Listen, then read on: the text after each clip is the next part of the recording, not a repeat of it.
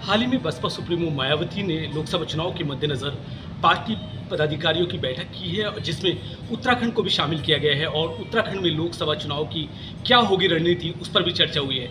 इन सभी बातों को लेकर के मेरे साथ उत्तराखंड से बहुजन समाज पार्टी के प्रदेश अध्यक्ष चौधरी शिषपाल सिंह है, जिनसे हम जानेंगे क्या बैठक में रहा है और लोकसभा चुनाव को लेकर के क्या उनकी पार्टी की रणनीति है। चौधरी साहब, पहला सवाल ये है, हाल ही में बसपा सुप्रीमो से आपकी मुलाकात हुई है, लोकसभा चुनाव को लेकर के चर्चा हुई है, तो क्या है पूरा मामला मीटिंग का? देखिए आदिल भाई, माननीय बहन जी ने हमको कॉल किया और माननीय बहन जी हमारी नेता है।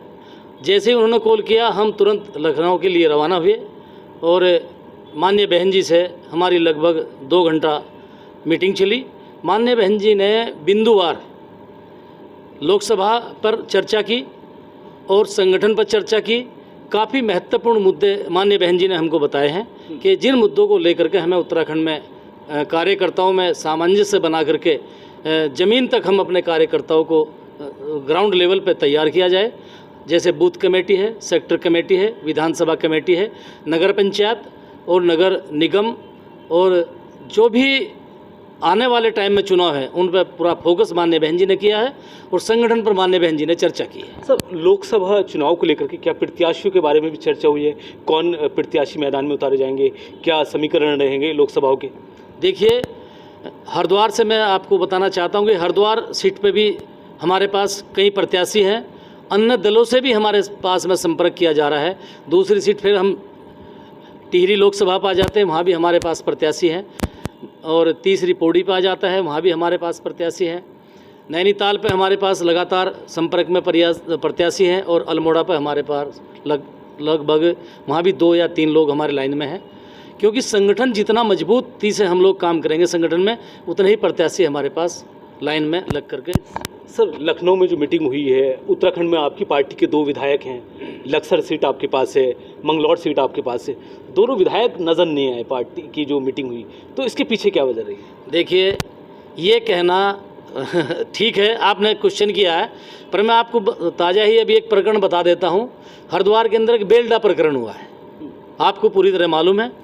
बेलडा प्रकरण में मेरे सम्मानित दोनों विधायक माननीय मोहम्मद शहजाद जी मेरे भाई और सरबत करीम अंसारी जी, वो मेरे साथ लगातार उसमें लगातार मेरे साथ रहे और लगातार 7-8 दिन तक हम उन पीड़ित परिवारों के साथ हमने सामंजस्य बना कर रखा और विधायकों ने और संगठन ने इकट्ठा करके उनको जो भी हमसे बना है उनको 2 बार हमने उनकी सहायता भी की है।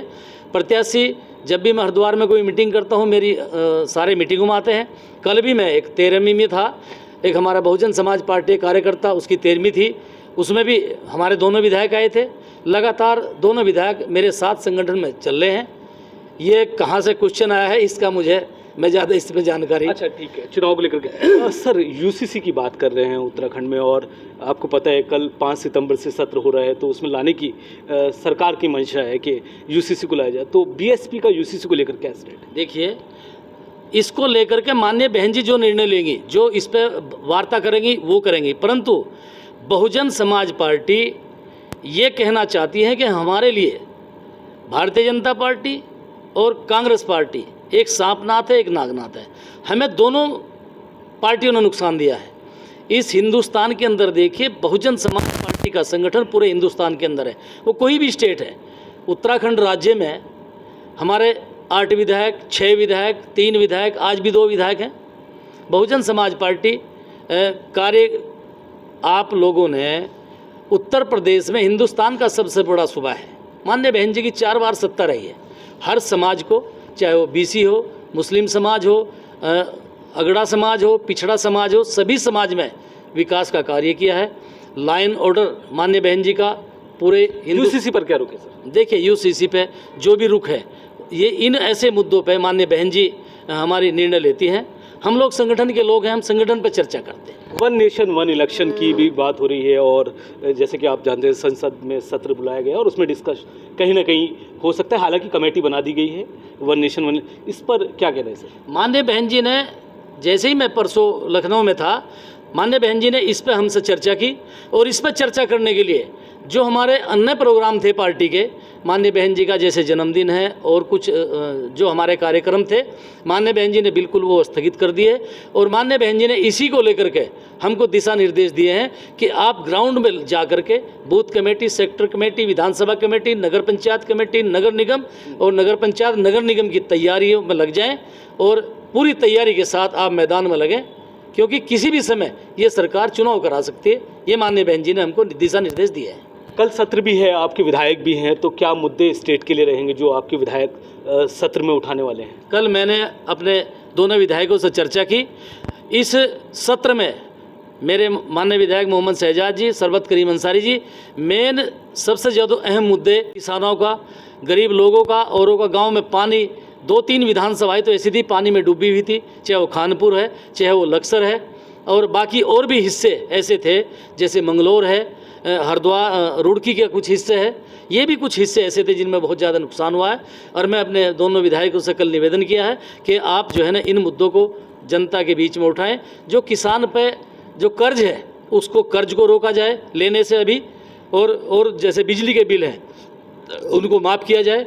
बहुत से मुद्दे हैं जो सड़कें ध्वस्त हुई हैं वो ठीक ठाक करी जाएं और विकास कार्यों में तेजी लाई जाए, ऐसा सरकार से वो अपनी बात रखेंगे। बहुत शुक्रिया। अभी TV9 से बात कर रहे थे बहुजन समाज पार्टी के प्रदेश अध्यक्ष चौधरी शिषपाल सिंह, जिन्होंने बताया 2024 के लोकसभा चुनाव को लेकर के मायावती के साथ बैठक हुई है। साथ ही प्रदेश संगठन के लेकर के भी उन्होंने साफ किया है कि कहीं प्रदेश में कोई फूट नहीं है। जब उनसे पूछा गया दोनों विधायक की नज़ारत लखनऊ में पार्टी में नहीं नजर आए तो उनको कहा ऐसा कुछ नहीं है, वो हर जगह पार्टी के साथ नजर आते हैं। हालांकि कुछ चीज़ें होती हैं जहां शामिल नहीं किया जाता। और विधानसभा सत्र को लेकर के भी उन्होंने साफ किया है क्या मुद्दे इस बार रहने वाले हैं। UCC और वन नेशन वन इलेक्शन पर भी उन्होंने अपनी राय रखी है। देहरादून से वीडियो जर्नलिस्ट जॉन जैदी के साथ आदिल पाशा, TV9।